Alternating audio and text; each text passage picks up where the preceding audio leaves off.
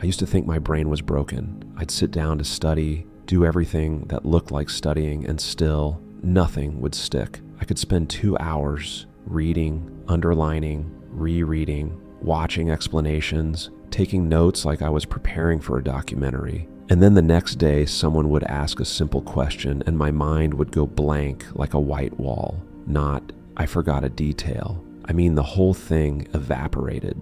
And the worst part was the shame that came with it. Because forgetting doesn't just feel inconvenient. It feels personal, like proof that you're not smart enough, proof that you can't learn, proof that everyone else has a brain that absorbs and yours just leaks information. So I did what a lot of people do when they feel dumb. I tried harder, longer sessions, more notes, more videos, more highlighting, more discipline, and I got the same result, a full-looking notebook and an empty mind. If you're in that place right now, studying and forgetting, I want to save you months of frustration with one truth. You're not forgetting because you're lazy or stupid. You're forgetting because your brain never received a reason to store what you're feeding it. Your brain is not a library, it's a bouncer. It doesn't keep information because you want it to. It keeps information because it thinks that information will matter later. And it proves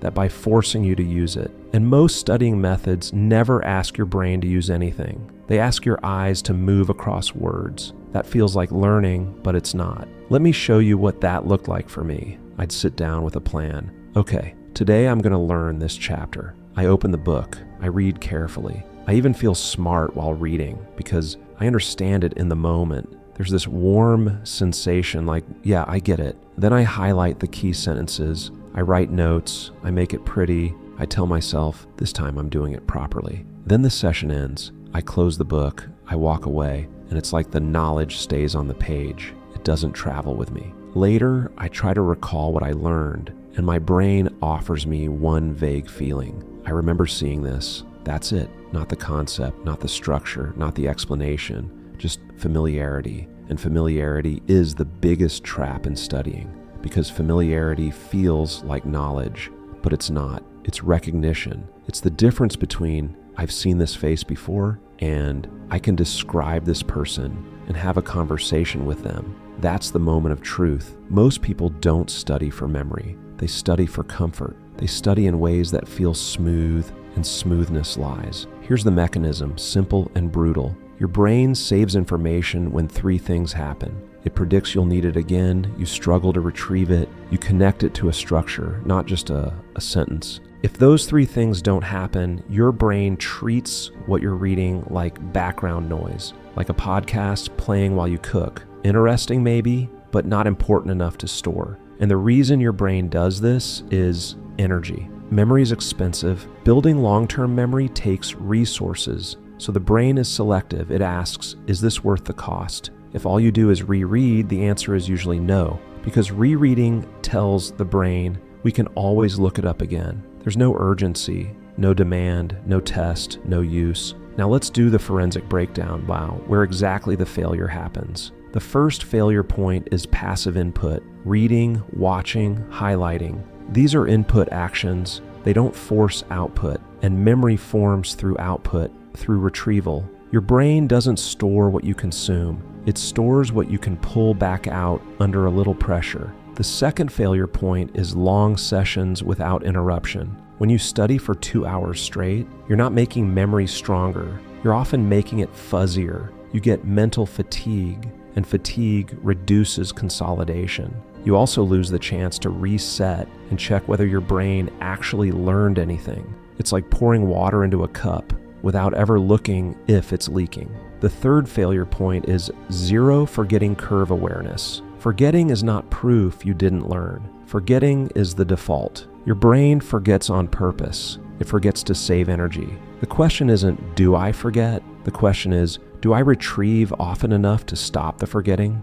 If you don't, your brain follows its natural program, delete. The fourth failure point is you're studying fragments, not frameworks. You memorize lines, definitions, isolated facts, but the brain remembers better when it understands how things relate, when information has a map. Without a map, it's just random tiles in your head, and the hidden price is nasty. You start associating studying with failure. You lose confidence, you procrastinate, then you cram. Cramming works short term, so your brain reinforces it, but long term it collapses, and the cycle becomes your identity. I'm bad at learning. You're not bad at learning. You're just using a method that trains recognition, not recall. So here's the fix, and I'm going to keep it concrete and realistic. You don't need a genius brain. You need a different sequence, a sequence that forces your brain to build memory. I'm going to give you a protocol that you can run for any subject: languages, science, coding, history, anything. First, stop starting with reading. Start with a question. Before you open the chapter, you ask, what would I need to be able to explain after this? Or if you already have a list, you convert it into questions. Your brain loves questions because questions create prediction. Prediction tells the brain something matters. Example, if you're studying a topic like photosynthesis, your question isn't read about photosynthesis. It's, can I explain photosynthesis in 60 seconds without looking? That sets a target your brain can aim at. Second, use the 10-minute loop. Input to close to output. You read for 7 to 8 minutes, then you close the material. Literally close it. And for 2 to 3 minutes, you try to write or say what you remember from memory, as if you're teaching someone. Not perfect. Ugly is fine. The struggle is the point. That struggle is your brain-building retrieval pathways. If you can't recall much, that's not failure. That's the signal that tells you what to review. This is the difference between I understand while reading and I can produce without reading. The second is memory. Third, use the one-page map rule. After you do 2 or 3 loops, you create a simple map, not a pretty summary. A map, 3 to 5 nodes, arrows, relationships. The question is, how does this idea connect to the next? Your brain stores maps better than paragraphs. Example, for a history topic, you draw a line. Cause to event to consequence. For a coding topic, you draw input to process to output. For psychology, you draw trigger to mechanism to behavior to cost to fix. Fourth, build spaced retrieval into your week. This is where most people lose everything. They study once, feel good, then never retrieve again. Retrieval is the workout, not the reading. So you schedule 3 quick retrievals. After 1 day, after 3 days, and after 7 days. Each retrieval is simple. You attempt to explain from memory, then check what you missed. You don't need fancy apps. You need repetition at the right timing. This is how your brain gets the message. We keep needing this. Store it. Fifth, make your brain care by connecting it to a use case. Your brain remembers what feels relevant. If you study something without connecting it to a problem, it sits in isolation. So for each topic, you create one application. If it's language, write 3 sentences you could actually use. If it's coding, build a tiny function using the concept. If it's biology, explain it like you're helping a friend who missed class. If it's business, apply it to a decision you're making. This turns abstract knowledge into functional knowledge, and functional knowledge sticks. Now I want to add a truth bomb that changes how you study emotionally. You don't forget because you didn't try. You forget because your study sessions didn't include the one thing memory requires: retrieval under slight pressure. Highlighting, rereading, watching videos, these feel good because they're smooth. They make you feel like you're learning. But smoothness is not the goal.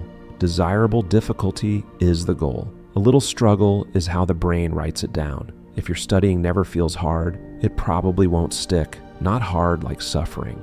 Hard like, I have to actually pull it out of my head. Now, what does success look like after a week of doing this? You'll notice something surprising. You'll feel worse during study and better after study because the method forces you to confront what you don't know in real time. That can feel humbling, but it's the only honest feedback loop. After a week, you'll start getting those moments where you recall without looking and you think, wait, it's actually in there. That's not motivation, that's memory. After 2 weeks, the subject stops feeling like fog. It starts feeling like a structure. And once you have structure, adding new information becomes easier because it has somewhere to land. And the best part is confidence returns, not as hype, but as evidence. You start trusting that when you study, it actually stays. Let me end with the new lens that changes everything. Your brain doesn't store what you read. it stores what you retrieve. So if you want to stop forgetting, stop studying more